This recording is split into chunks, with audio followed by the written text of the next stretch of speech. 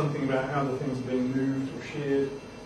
Resistance, eventually we put 2 bolts on, the second generation ones, just to find out, because it was very difficult to imagine whether the material outside was ice or sand or what.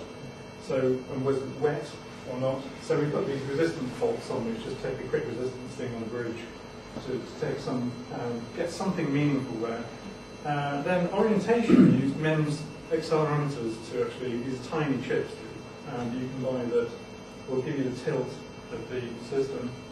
Battery voltage, very important to know whether the thing's going to survive.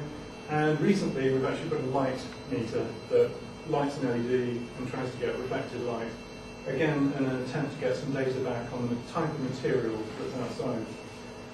So that's the latest one, and I won't pass the electronics around, but I'll pass the probe around so that you can feel the delights of polyester, and you can see the sensors in the end. So these ones literally push together, and after a terminally boring talk, I shouldn't say this, with Mr. Loctite, or whoever it was, glue experts, there was a big discussion about how you were supposed to glue this, which glue, and I learned that there are such things as super strong black rubber filled super glue and stuff like this. So we used various glues to seal these things permanently. You can't get them open. After all, you'll never see them again, or so we thought.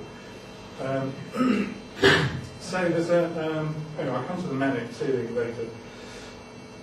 In 2000, well, we've installed about 30 of these overall in the Glacier, so about 10 per year, and they sort of work quite well.